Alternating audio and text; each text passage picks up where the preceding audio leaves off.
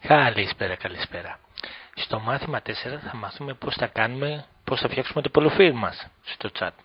Πατάμε είσοδο και τώρα φτιάχνουμε το προφίλ μας. Πατάμε OK. Εδώ πέρα τώρα μπορούμε να επιλέξουμε να βάλουμε εικόνα από τις πολλές που υπάρχουν εδώ πέρα στο chat. Διαλέγουμε μία τυχαία. Πάμε στα στοιχεία, βάζουμε ό,τι θέλουμε, από ποιο μέρος είμαστε, τόπος, κατάσταση,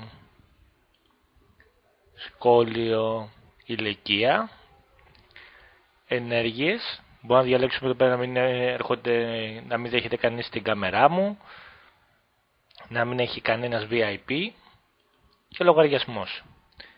Πατάμε και ανανέωση όταν θα έχουμε 5 πόντους μέσα για να αποκτήσουμε το VIP. Αυτό το είχαμε δείξει και σε άλλο μάθημα. Και πατάμε αποδοχή και πολύ απλά φτιάξαμε το προφίλ μας. Αυτός είναι ο γρήγορος, εύκολος τρόπος. Υπάρχουν και το άλλο που πατάμε τα γρανάζια. Πάλι εδώ πέρα μπορούμε να ανεβάσουμε και μια εικόνα δικιά μας αν θέλουμε. Οτιδήποτε μπορούμε να βρούμε εικόνες και να ανεβάσουμε.